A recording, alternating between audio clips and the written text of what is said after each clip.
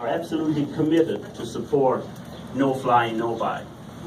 And it is mystery why it's such a problem in Congress.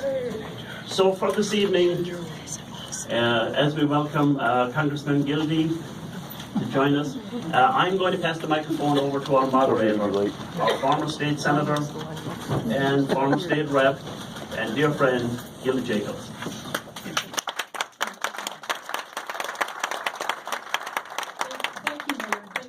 Everybody who came. I think that if you take a look around, the number of people that have come today show that this is such an important issue for this community, for Michigan, for the nation. And I'm very grateful that so many of you took time out of your schedule to come today to hear this this conversation and this panel discussion on gun violence and a call to action. Let me just tell you how we're what the kind of the lay of the land is. Our incredible congressional delegation consists of Congressman Sandy Levin, Congressman John Conyers, Congresswoman Debbie Dingell, Congressman Dan Kildee, and Congresswoman Brenda Lawrence, who is on her way. Each of them will be given a couple minutes to speak, and then we have a wonderful panel of very passionate people on this issue, and I will introduce them to you at the proper time. I'd like to start with Congressman Levin, who was one of the Michigan delegation who sat down in order to stand up.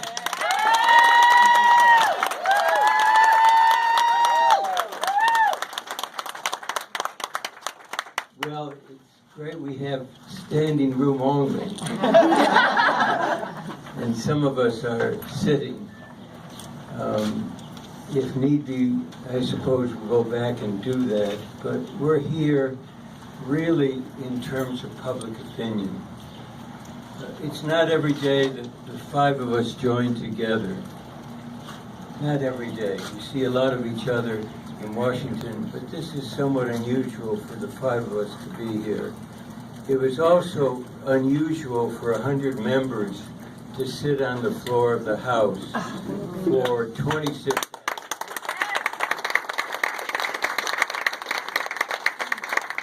I've been there now 34 years. It never happened before.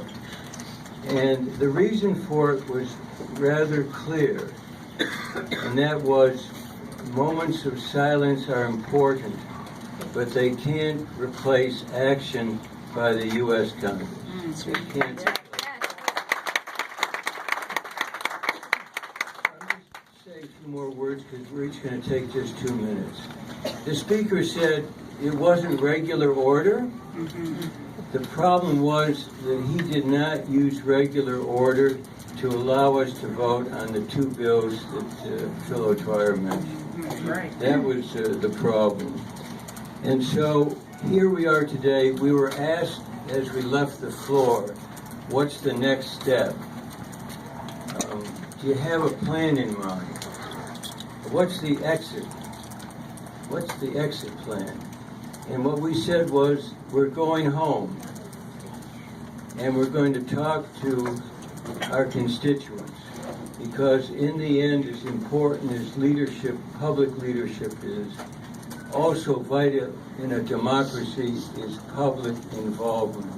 And all of you are here today to listen to the panel and then to go out and help the public speaks, because if that happens, overwhelmingly the public says to Congress, act on these two bills. So I'm now going to introduce a colleague who's been there the most of any member, present member of the U.S. House. He will not, no one can meet the record of John Dingell, but John Conyers is now the most senior member of the House of Representatives.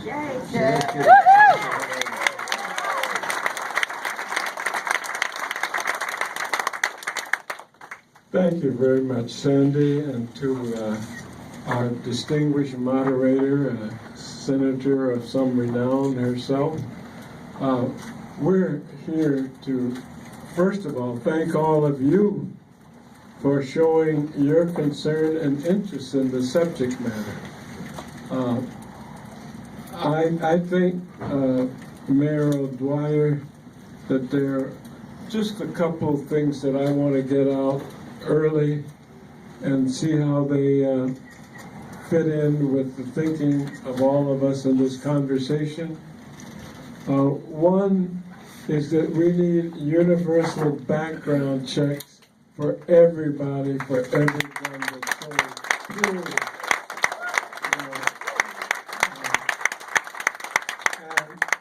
And I'm heartened because I think the mood is picking up. Events like these that are happening all over the country are helping that happen.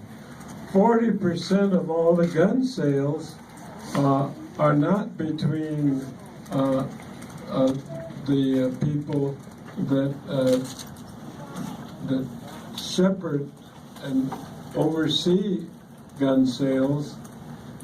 They're between citizens and other citizens. And so we need to make sure that everybody gets a background check, and that the checks we need to take some of the loopholes out of them. There's too many ways to get around them. The other thing that's important to me is that we need to renew the ban on all assault weapons. Well,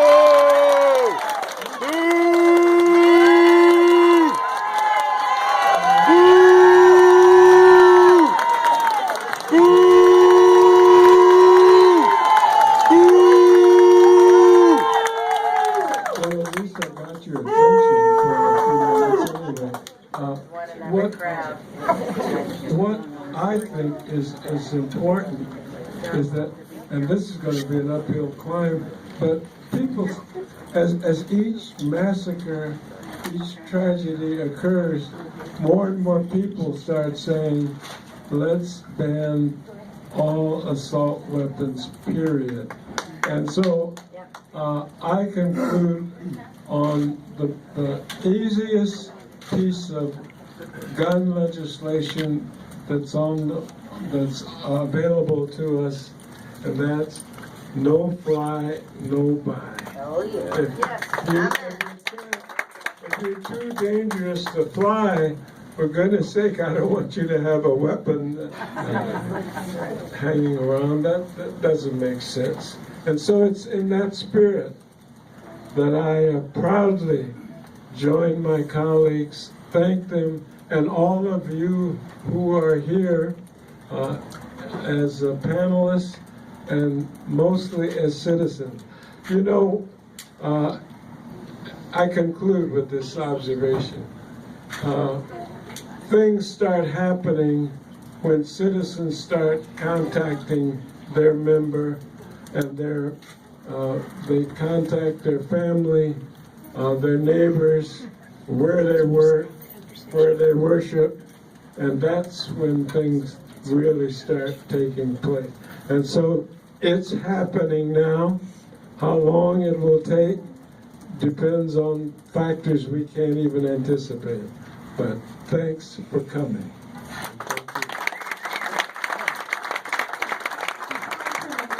Congresswoman Dingle, if anybody is parked on the curb in front of the building, you will be towed. We're in front of a public safety building. So if you're parked on the curb in front of this building, please move your car, otherwise it will be towed. Congresswoman Dingle. Thank you. It's an honor to be here in your city, Mr. Mayor, to be with my colleagues from the Congress, and to be with Gilda Jacobs, and to be with all of you. You know, I don't think how many people know how spontaneous last Wednesday was. Tuesday night, I have a bill on domestic violence. Mine's in the House, and with the Republican, I might add. I don't think this is a partisan issue. I don't think it should be a partisan issue. But I was talking to Amy Klobuchar, who has the bill in the Senate, and I said, it's never going to change, Amy. We're going to have something at Orlando. Everybody's going to pray, and nothing's ever going to change. And then I told my staff they called for us to come to the floor of the House, and I said I'll be back in half an hour for my meetings. And I didn't go back for 24 hours. But, you know, the speech I gave on the floor was really tough. Wasn't planned. Barbara knows. You'll hear from Barbara. This is not an easy subject for me. And my mother didn't know I was giving that speech, and she's still alive. My sister didn't know I was giving that speech. And it's brought back a lot of memories for all of us. It's hard. I haven't slept much since last Wednesday because they're all coming back. But I called my sister, who gave me this yes when I called her, and I said, I know I normally warn you, but you told me the first time my public talked about it. It's my story too. And if we can keep anybody from experiencing what we went through, we have a moral responsibility to do so. So, you know, many of us, I respect the Second Amendment. You all know who I'm married to. He's a former board member of the NRA. And I'm here with two people I work with on a regular basis, the imam, and what we want to do is keep the guns out of the hands of those that shouldn't have them. Terrorists, domestic abusers, and those with seriously mental ill problems. And it's very important to me to protect due process and civil liberties. I work with the imam in my community in Dearborn all the time on that. But we can't ensure that those are going to be there if you won't come to the table and talk about it. Life is complicated. It's not simple. But we cannot continue to think the violence that we're seeing, and it shouldn't take in Orlando. We are accepting a level of violence every day in domestic violence, in abuse, and in homes, in all socioeconomic backgrounds, which I'm here to show you. In Chicago, when you see the number of murders a weekend, we can protect the Second Amendment, but we can reduce violence. And that's why I'm here today, talking about what's not easy. I'm not kidding you when I say I haven't slept for about a week. But if we don't stand up or sit down, then how are we ever going to make a difference? And we said a lot of things weren't going to change in this country until they did. And all I'm asking for is all of us to come together and I hope no one ever has to go through what my siblings and I went through.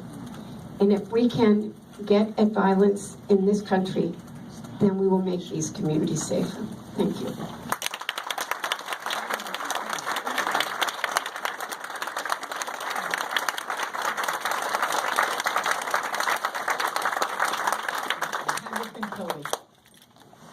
Thank you so much, and thank you. I'm really proud to be here with my colleagues, not just for what we're doing today, but for what we did together just a few days ago. Like the others, I went to the floor with the idea that after a half an hour, 45 minutes, the Sergeant at Arms was going to escort us all out of the House of Representatives, and there we were 24 hours later. The important thing about that moment where we sat down on the floor of the House wasn't so much what we did, although I think it was significant.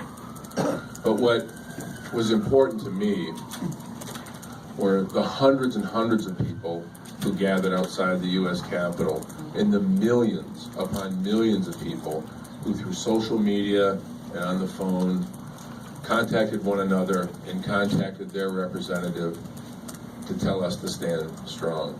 That encouragement was a signal to me, something that we all know intellectually, but that we experienced together when we sat down. The public is with us on this.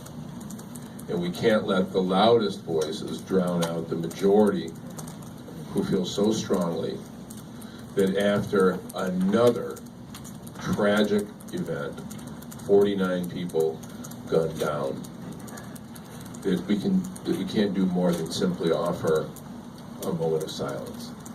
And so I stayed on the floor, as many of us did, for that moment of silence. Some of our colleagues couldn't take it and left the floor, and I understand that. I respect their choice. But for most of us, the choice was to honor those who had fallen, not just by a moment of silence, but to make sure that we don't follow that moment of silence with hours and days and weeks and months and years of silence regarding anything that we could do to stop the next event from occurring. We have it within our power to take action. Will it prevent all violence? No. Could it have an effect on the next terrible event? Perhaps. What we have been proposing and we wanted to vote on were two bills that have broad public support. Simply making law what most Americans think is already law, and that is background checks. Making it law that background checks must be universal. And saying, as others have said, that if you're determined to be too dangerous to get on an airplane with your fellow citizens, you ought not be able to walk in to any shop and buy any gun at any time for any purpose without any questions. That doesn't make any sense. Yes.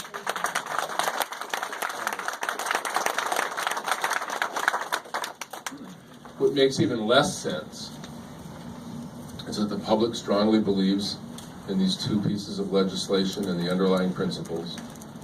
I believe, and I think we all do, that a majority of Congress would support them. But the leadership of the House of Representatives does not even allow us to vote. And that is what caused our frustration to boil over to the point that we took the extraordinary measure of saying that we're going to sit down on the floor of the House of Representatives to get the attention of the American people. And I will tell you, based on the response that we got then, and from what I see right in this room, we succeeded. It's up to us now to make sure that that moment does not pass, and that we make sure that it translates into action. It's up to us, not meaning us. It's up to all of us. So with that, thank you so much.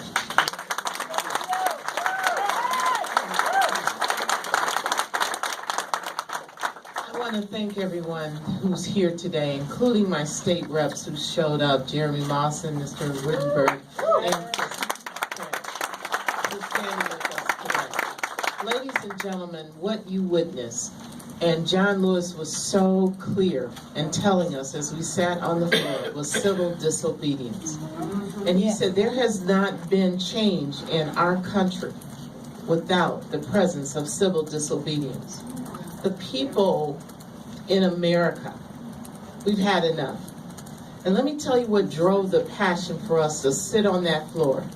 Every time there's a mass shooting, and I've been in Congress a year and a half, multiple times they hit the gavel and say, everyone rise for a moment of silence, and it's quiet, and we bow our heads and we reflect and pray, and then they hit the gavel and it's business as usual.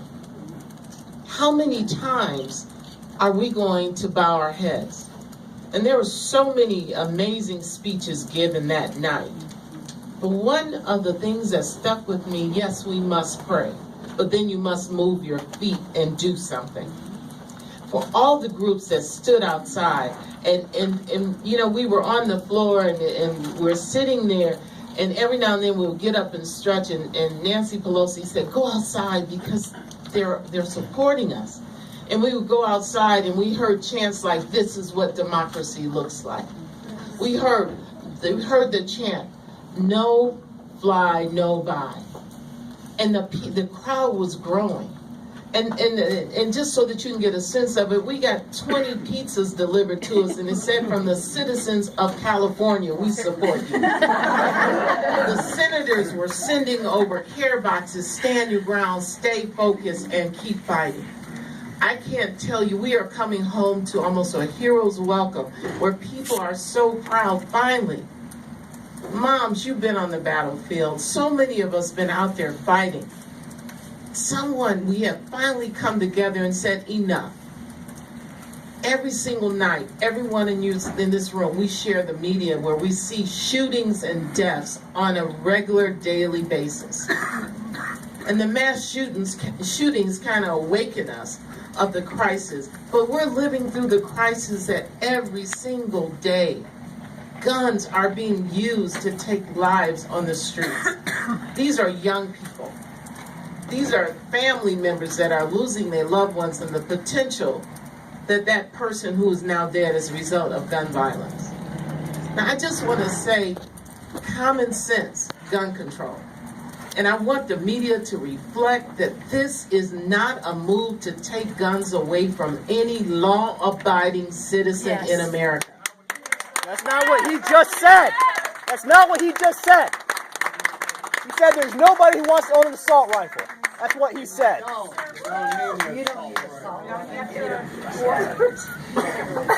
This legislation, let me repeat it, is not about taking away anyone's right to own a gun. I sat on that floor, and I am 100% behind this legislation, but I would never stand with anyone saying that you don't have a right as an American, based on our Constitution, to own a gun. But we know there is a crisis in America, and we must step up. When we had automobiles without car seats and people were being killed in automobile accidents, what did we do? We passed laws that you must wear a seatbelt to protect life. When babies were being propelled in car accidents, we now say you must put your child in a seatbelt. In America today, the data is clear. We kill more people with guns in America than we have in war. We must have common sense gun control and stop diluting the issue by talking about taking away your guns, because that's not what this is about.